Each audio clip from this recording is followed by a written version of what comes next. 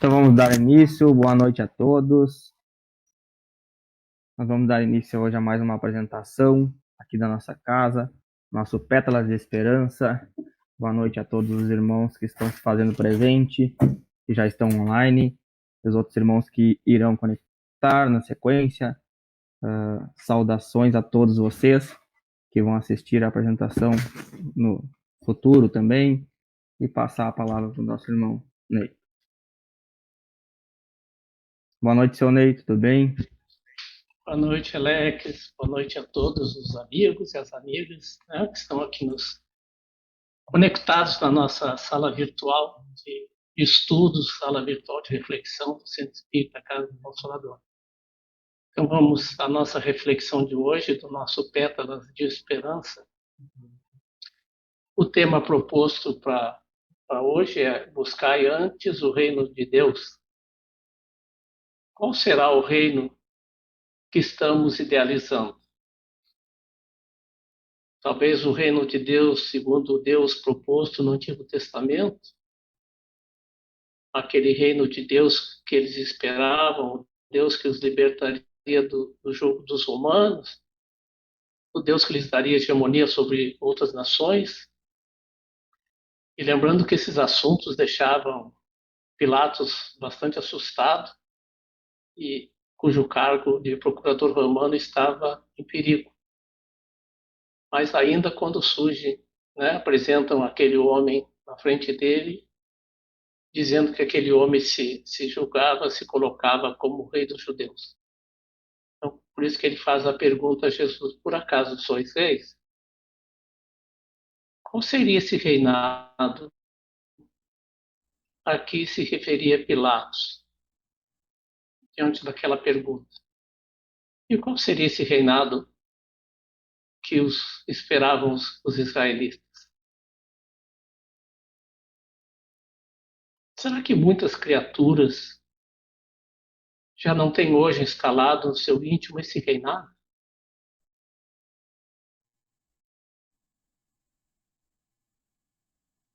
Com suas torres de vigia para cuidar da vida dos alheios, nem sempre com boas intenções? Esse reinado instalado com o calabouço da indiferença para trancafiar os que pensam diferentes da gente e os transformamos em inimigos?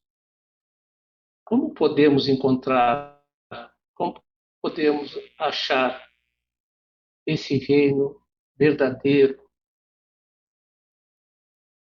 O verdadeiro reino de Deus, em princípio, ele tem que ter as características de Deus. É o Deus de bondade, é o Deus de justiça, é o Deus de caridade. Esse reino que a gente busca deve ser regrado pelas leis soberanas deste Pai todo amoroso. E esse reino que nós desejamos é um reino que foi fundado há 2000 anos por um carpinteiro. Um jovem carpinteiro. Voltava das suas meditações no deserto. Chegava a Nazaré, sua cidade natal, onde ele e o pai mantinham uma modesta oficina de carpintaria. Num sábado, como sempre fizera, vestiu-se com seu mais puro linho que possuía, e na verdade o mais puro linho que esse jovem carpinteiro possuía era uma pobre estameia branca, mas que brilhava como linho puro, e dirigiu-se à sinagoga. Na modesta sinagoga de Nazaré, recorditava de judeus ansiosos pela salvação de Israel. O jovem carpinteiro passou tranquilo pela multidão e sentou-se no lugar habitual. Quando lhe permitiram falar, levantou-se, tomou nas mãos o rolo da Torá e o abriu em Isaías. Com voz serena, leu este pequeno trecho: O Espírito do Senhor está sobre mim, pelo que me ungiu para anunciar a boa nova aos povos. Enviou-me para prolongar a libertação dos cativos e a restauração da vista aos cegos, para pôr em liberdade os oprimidos e apregoar o ano aceitável do Senhor. Nunca se viu uma proclamação de um reino tão curta. O jovem carpinteiro não era de muito falar, mas falava o que era certo. Ele falava pouco, mas falava a sua missão, o seu objetivo existencial. Este foi assim fundado, este reino que nós devemos buscar. Este reino a que nos referimos como dizemos, venha a nós o vosso reino, que é a segunda petição da oração formulada por Jesus, que nos ensina na oração do Pai Nosso. A segunda petição, venha a nós o teu reino. Todos conhecemos essa frase. Aliás, quantas vezes essa frase é repetida diariamente ao redor do mundo, visto que a oração do Pai Nosso é a única oração ensinada por Jesus no Evangelho. E ela é orada, ela é rezada, ela é dita pelos espíritas, pelos católicos, pelos evangélicos e talvez por muitos outros credos religiosos. Então, quantas vezes ao redor do mundo esta frase, esta oração é pronunciada durante o dia? Venha a nós o teu reino. E nós já refletimos qual seria esse reino que nós queremos que venha até nós? Começamos, meus irmãos e irmãs, e devemos ter firme esperança que podemos e que já estamos, talvez, adentrando nesse reino. Apesar de ser um reino espiritual, ele pode ser vivenciado e muito vivenciado na nossa experiência carnal. Quais seriam as vantagens e as implicações em aceitar esse reino? Teríamos como vantagens do reino de Deus o amor, a justiça, a fraternidade, a paz, a plenitude e a felicidade. Mas qual é o projeto para a construção desse reino? O projeto, esse carpinteiro que aqui esteve há 2000 anos atrás, nos entregou o projeto da construção desse reino. O projeto é o seu evangelho de amor. E após ele nos entregar o seu evangelho de amor, vieram vários outros operários contribuindo para a construção desse reino.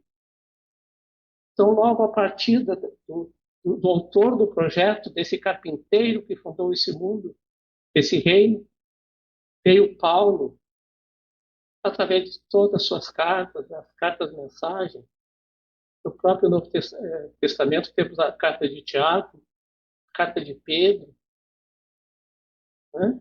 Temos vários operários que continuaram vindo no transcorrer dos séculos. Ele nunca deixou de enviar operários para nos auxiliar na construção desse reino. E talvez finalizando esse projeto, a vinda desses operários, veio o Consolador prometido, a doutrina espírita, no século XIX, para levantar todo e qualquer véu que encobria esse plano divino para o planeta Terra. No conceito do Espiritismo, o reino de Deus é um estado de felicidade proporcional ao grau de perfeição da criatura. É a materialização da felicidade, dos bem-aventurados. É a obra divina no coração dos homens. É o estado de sublimação da alma. Através das reencarnações incessantes, nós vamos, cada nova existência, colocando novos tijolinhos para a construção desse mundo, desse reino de Deus, no íntimo do eu. Conquistar esse reino significa desabrochar potencialidades do espírito para compreender e viver de acordo com as leis divinas. Ou seja, realizar a evolução espiritual. O reino de Deus, afirmou o Mestre. Logo, para conquistá-lo, não temos que buscá-lo fora, e sim trabalhar para despertar as potencialidades que nós todos temos no nosso íntimo, como criaturas divinas, como Ele próprio nos convida a fazer brilhar a nossa luz. Nós somos filhos do Altíssimo. À medida que o ser evolui, ele passa a trabalhar para melhorar o meio que vive. E dessa forma nós também vamos contribuir para a instalação desse reino de Deus no planeta Terra. Mas para acessar esse reino, nós precisamos trabalhar nossas imperfeições, saber lidar com a nossa vaidade, nossa impaciência, o nosso comodismo, o nosso materialismo, mas é fundamental que, especialmente neste período, nós apressemos na instalação deste reino em nós, pois o projeto precisa de operários de maneira continuada, pois a seara é grande e os trabalhadores são poucos. O reino de Deus é parte, é conquista íntima, quando o indivíduo, através da conquista, da potencialização das virtudes cristãs, ele adentra um novo estágio evolutivo e passa a contribuir para a evolução da humanidade, daqueles que com ele convivem, lançar a semente do Evangelho, propagar os bons ventos da Boa Nova. Nossa individualidade divina precisa se sobrepor para transformar a nossa personalidade ainda bastante egoística, pelo apego às coisas, pela posse, pelo ter e não pelo ser. O reino de Deus é o predomínio do espírito sobre a matéria. Quando Jesus nos diz, buscai primeiro o reino de Deus, ele expressa que a vontade de Deus deve ser mais importante e ela deve sempre estar em primeiro lugar. E a vontade de Deus é ver nós, seus filhos, suas criaturas, crescerem. Qual é o objetivo? O que Jesus espera da gente? Nosso grande tutor, nosso Senhor das nossas existências. O que Ele espera de mim? Qual é a expectativa que Jesus tem de cada um de nós, seres encarnados? Sejamos homens, mulheres, em corpos de homens ou mulheres. A expectativa da nossa espiritualização. Somos espíritos, mas extremamente matéria. Deveríamos ser o inverso, deveríamos ser espíritos extremamente espiritualizados. Então, por isso que o mais importante é buscar as coisas, os bens, os dons espirituais, embora vivendo na vida material necessária ao nosso aprimoramento. Nosso irmão Humberto de Campos nos diz que o reino dos céus é trabalho perseverante pelo bem real da humanidade inteira. O reino dos céus no coração, diz Humberto de Campos, deve ser o tema central da nossa vida. E tudo mais é acessório. Por isso, amigos e amigas, renovemos sempre nossas esperanças na instalação deste reino dentro de nós, na expansão desse reino para outras criaturas, pelo exemplificar a vivência do Evangelho, onde depositamos nossas esperanças para a vinda deste reino. Quando Jesus nos diz, através do Evangelho de Marcos, tudo é possível àquele que tem fé, tudo é possível àquele que crê. Crer é ter confiança em alcançar um objetivo, é ter esperança trabalhando, aguarda trabalhando, não aguarda descansando, aguarda trabalhando, aguarda construindo. E aí as nossas esperanças são concretas, que esse resultado virá cedo ou tarde, pois Deus nunca falha. Reiterando nossas palavras, o reino de Deus, nós devemos instalar ele no nosso íntimo gradualmente, pela reeducação do nosso pensar. Muitos dos nossos pensamentos que nós temos durante o dia, que são milhares de pensamentos, um grande percentual desses pensamentos nos são inspirados pela espiritualidade que nos rodeia, ou pela espiritualidade que conosco está conectada. O que pensamos durante o dia? Faz-se necessário começarmos a fazer uma triagem. É o começo da instalação do reino, ou é a continuidade da instalação do reino.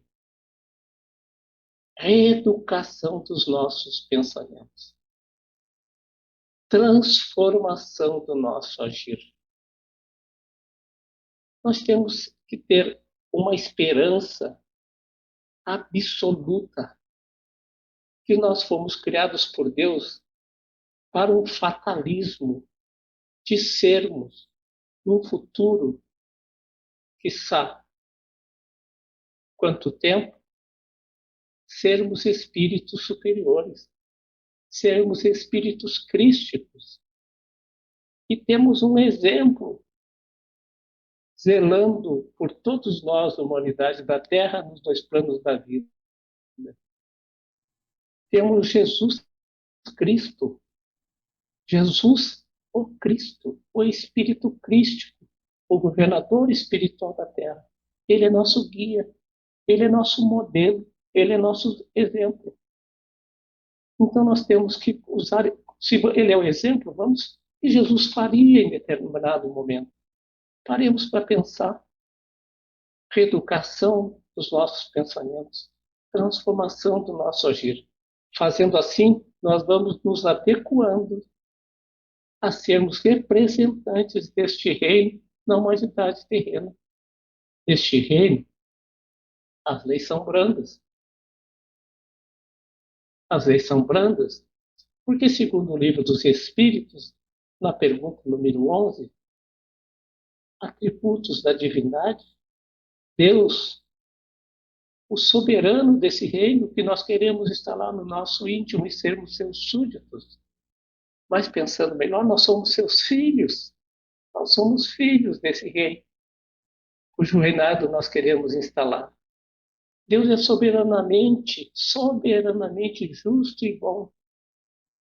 Em tudo, em toda parte, aparece a bondade, a justiça de Deus na providência, porque através de leis perfeitas ele assiste a todas as suas criaturas. Este reino é uma construção permanente, contínua.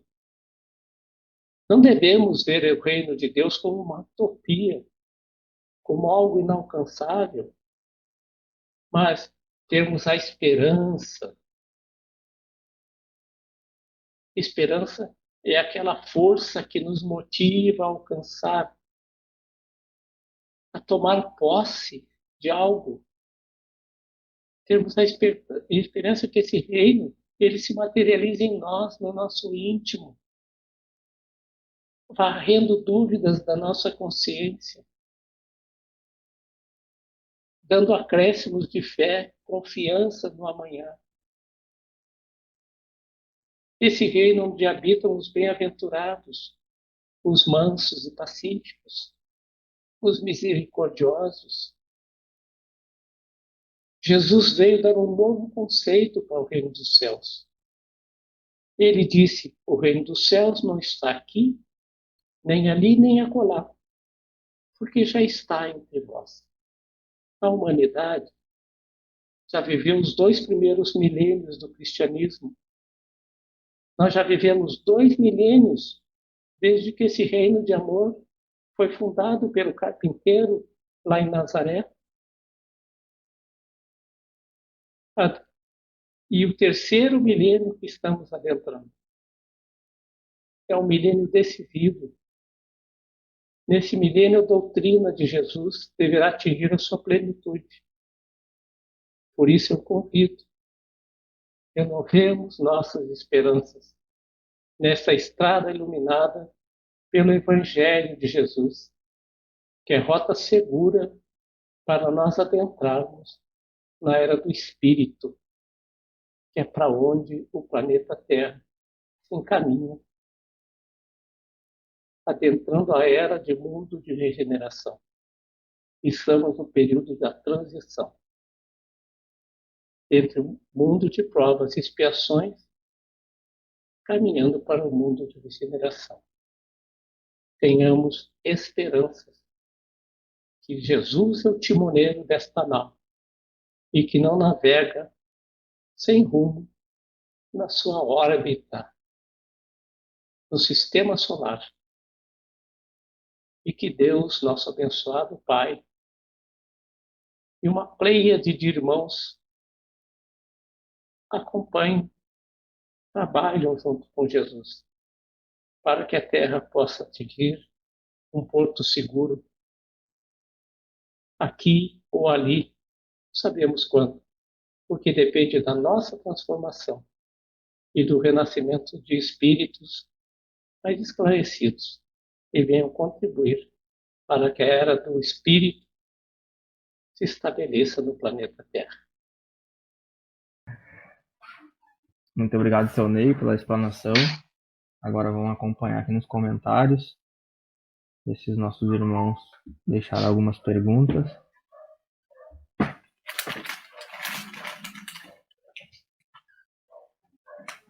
A senhora Cleo, colocaste-lhe boa noite. O senhor José também, boa noite. Alguns irmãos interagindo. A senhora Vera também. Vera Pereira.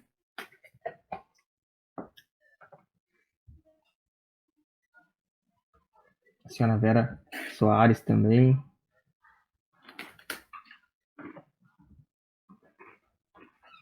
A Beatriz. O Fernando. Todo mundo agradecendo e elogiando a contribuição do senhor, pela explanação. Me chamou muita atenção no momento que o senhor fala sobre reforma íntima, né? Só que para nós, né, que somos uma turma de espíritos mais jovens, né? Talvez somos espíritos muito antigos também, mas para nós o tema a reforma íntima ele é bem complexo. Então, vou deixar uma pergunta minha aqui para o senhor nos esclarecer, aproveitando essa live, né? Como o jovem, né, espírita ou não espírita busca uma reforma íntima se ele está ainda no caminho de achar um propósito para ele aqui nesse mundo de provas e expiações e agora passando para o mundo de regeneração. Olha, Alex, temos no seio de uma família. E, em princípio, se nós ouvirmos os conselhos da família, de pai, de mãe, de avós, nós já estamos recebendo ali uma receita, uma orientação adequada para sermos bons cidadãos, para sermos bons cristãos também, porque habitualmente as famílias têm grande interesse em encaminhar as crianças para algum segmento de uma religião, aquela que é professada dentro da família, né? Se os jovens dessem mais ouvidos aos velhos, né? Dessem mais ouvidos aos velhos, ao avô, né? Que ele, além, a experiência da vida chama-se sabedoria. Há países que dá-se muito valor aos anciões, como se fazia lá em Israel, na época de Jesus, na época de Moisés, como se faz hoje ainda em alguns países do Oriente. Os velhos são considerados aqueles que têm a sabedoria. Então, o jovem, se ele viver mais a vida familiar no seu período de adolescência, ele estará recolhendo bons conselhos para fazer a sua reforma íntima, ou nem será necessário, porque ele já adentrará na maturidade como um indivíduo esclarecido, esclarecido na honradez, na honestidade, esclarecido na humildade, esclarecido na fraternidade. Claro que nós precisamos fazer todos a nossa reforma íntima, independente da idade em que estejamos, né? Eu mesmo sou um jovem ainda, de 65 anos, né? O corpo envelhece, a gente não deve envelhecer e deve estar sempre considerando que nós temos ânsia de buscar essa transformação, de buscar o saber. Então, o jovem tem que ouvir os pais, ouvir as mães, viver mais a vida em família, porque ali estão os seus verdadeiros amigos. Obrigado, Sonei. Aproveitando o gancho dessa fala ali, não tivemos mais, por enquanto, nenhuma pergunta, né? Tivemos mais uma contribuição de agradecimento aí da Rosa, uma grande mensagem de um grande aprendizado, da Lorena. Tivemos uma pergunta aqui, da Ana Vera Pereira. Essa semana tive que me despedir de 3 pessoas muito especiais para mim: meu pai, minha cunhada e hoje minha comadre querida. Essas perdas são doloridas e muitas vezes nos fazem sofrer muito. Pergunta: o que fazer para aliviar esse momento doloroso? Às vezes até pensamos que não aguentaremos tanto sofrimento. Deus não nos dá uma cruz mais pesada que a gente não possa carregar. Uma coisa que a gente, à medida que vai avançando na idade, nós devemos nos preparar que passaremos por muitas ocorrências de ver nossos amores, de ver nossos amigos partirem para o mundo espiritual.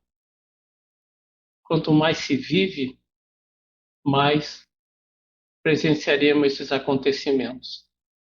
E a doutrina dos espíritos nos dá embasamento para nós sabermos, até como parece meio curioso o que eu vou falar, auxiliar alguém a morrer. É necessário ajudar o outro a morrer? Sim, é necessário. Uma mão amiga, estar ali segurando, dando aquele último adeus enquanto existência física. Uma mão amiga para amparar aquela alma que retorna ao mundo espiritual para que ela vá sem medo, sem medo.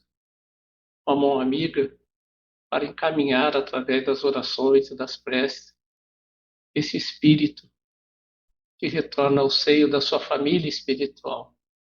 Pois devemos lembrar que sempre que choramos uma morte aqui no planeta Terra, na existência física, enquanto choramos, lá do outro lado da vida, aí pode-se considerar que pode acontecer uma pequena euforia pelo retorno de um amigo que veio cumprir a sua jornada terrena e volta como vencedor, como aquele que cumpriu o círculo da existência programada. Então, quando nós choramos lá do outro lado, aqueles que antecederam e aqueles que são a família espiritual se alegram pelo retorno do irmão que cumpriu mais uma jornada terrena. É necessário a compreensão da imortalidade da alma, que faz parte de todas as religiões.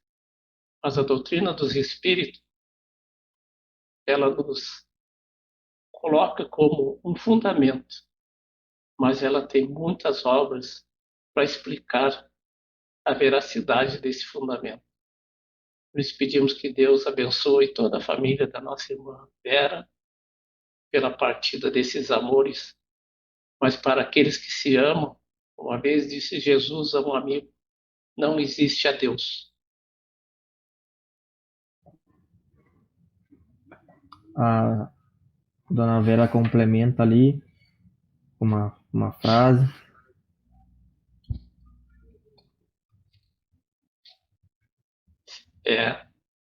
Nós tivemos a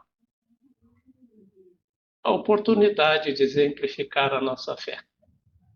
Eu, nossa irmã Vera e uma outra irmã dela, encaminhando o seu paizinho para o último suspiro na terra, para que ele tivesse firmeza nos propósitos espirituais que ele ia encontrar.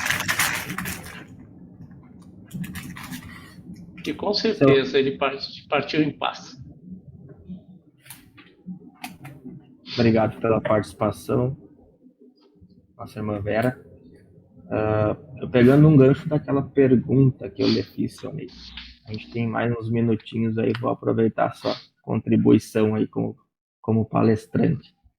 O senhor fala do jovem, né, ouvir mais os pais, os avós, e quando aquele jovem tem uma certa indiferença com seus próprios familiares de sangue, né? Quando é aquele jovem que não ouve, tem, de certa forma, sente até um afastamento dos pais ou avós, ou de aquela pessoa que está a orientar ele. É um jovem mais rebelde. Segundo a doutrina, temos muitos casos de espíritos que reencarnam junto para tentar se acertar, mas durante o percurso da vida terrena muda um pouco. Como os pais devem lidar com situações parecidas a esta? Diz-nos o livro dos Espíritos que aqueles pais que tudo fizeram para encaminhar seu filho no bom caminho, que tudo fizeram para resgatar desavenças lá das existências pretéritas com aquela criatura que agora recebem como filho. Esses pais devem ficar de consciência tranquila. E diz a doutrina espírita que aquela semente plantada não encontrou o terreno fértil, mas se não for nessa existência ainda, poderá ser em outra existência. Mas a boa semente sempre vai frutificar. A boa semente sempre vai florescer. Os pais fiquem em paz de consciência e não neguem nunca, né, o amparo àquela criatura, porque é uma missão dos pais de encaminharem para Deus todos os filhos que recebem por empréstimo aqui na Terra.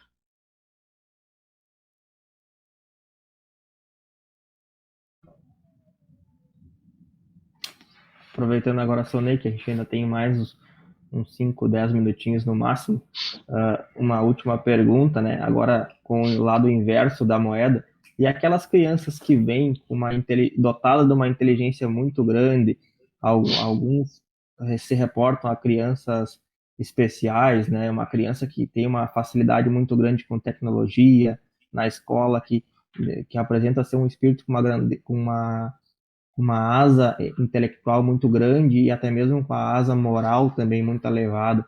Pode ser um espírito missionário, né? Como os pais devem agir nessa situação também, que é uma situação controversa ao exemplo anterior. A humanidade precisa se preparar melhor para a evolução espiritual, né? Ainda se mede o indivíduo pela idade, não pela sua capacidade cognitiva. Infelizmente, é a nossa cultura existencial. Mede-se pela idade e não pela capacidade cognitiva. Mas nós vemos nas obras de Manuel Filomeno de Miranda, Transição Planetária, Amanhecer de uma Nova Era, ele nos narra da chegada de milhares, talvez milhões de espíritos vindo de outras estâncias espirituais, uma capacidade intelectual bem maior que a nossa, espíritos que estamos aqui no planeta Terra, onde ele chama inclusive esses espíritos de extraterrenos. E esses extraterrenos já estão encarnados aqui na Terra desde a década de 80 do século passado e vêm para contribuir com o nosso progresso moral, visto que a evolução intelectual já atingiu talvez um ápice, mas a nossa moral ainda está muito rasteira. E esses irmãos vêm justamente para nos auxiliar na nossa moralização. Então nós devemos passar a ter esse olhar medindo o indivíduo pela sua capacidade. E também as crianças que estão renascendo, elas vêm preparadas do plano espiritual para encontrar aqui na Terra os meios do existir material que estão à disposição nossa, né? Imagina se eles chegassem aqui, seria um mundo totalmente estranho, como foi estranho para muitos de nós, hoje idosos, ter que aprender informática, mexer com as plataformas virtuais. Essas crianças elas já chegam com esse aprendizado. Por isso que elas só querem saber das tecnologias.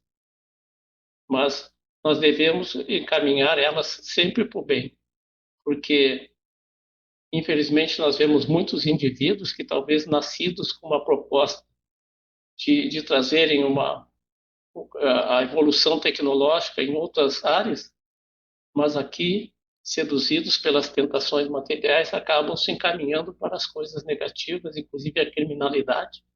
Mas são almas extremamente inteligentes, são crimes indecifráveis pelo próprio sistema investigativo da judiciário, né? Mas são espíritos que talvez estão sendo seduzidos, mas com certeza ninguém nasce para o mal. Todos nascemos para o bem e devemos caminhar para a luz, que é nosso objetivo. Sim, ou como o próprio tema da noite fala, né? Buscar antes o reino de Deus. Ensinar desde criança a buscar o reino de Deus, né? Seu Ney, a gente tem mais alguns minutinhos. Não sei se o senhor quer deixar alguma mensagem de encerramento.